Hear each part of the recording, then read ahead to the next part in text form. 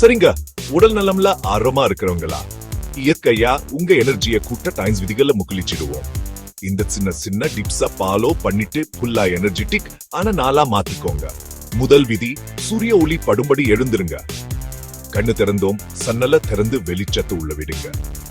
சூரிய ஒளி உங்க உள்ளுள்ள கடிகாரத்தை சரியா செட் பண்ணி நல்லா எனர்ஜி கொடுக்கும். அடுத்தது, எழுந்திருச்சு 10 நிமிஷத்துல தண்ணி குடிங்க.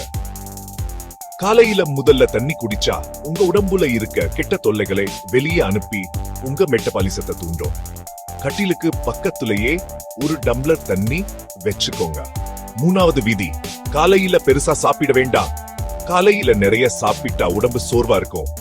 அதனால லேசான் சத்தான புரதம் மற்றும் நல்ல கொழுப்பு உள்ள உணவு சாப்பிடுங்க.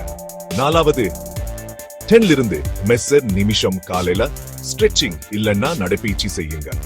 காலையில உடம்பு அசைச்சா ரத்த ஓட்டம் சீராயிடும், நல்லா ஃப்ரெஷ்ஷா ஃபீல் பண்ண வைக்கும்.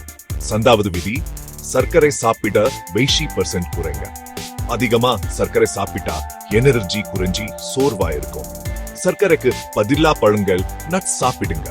அடுத்தது, 90 நிமிஷத்துக்கு ஒரு தடவை ஷார்ப் பிரேக் எடுத்துக்கோங்க. கண்டினியூவா வேலை செஞ்சா சோர்வா இருக்கும். ரெகுலர் பிரேக் எடுத்தா மனசுக்கும் உடம்புக்கும் ரிலாக்ஸ் கிடைக்கும். வேலையில கவனம் சூடும். ஏழாவது விதி, மதிய சாப்பாட்டுல புரதம் நிறைய சாப்பிடுங்க.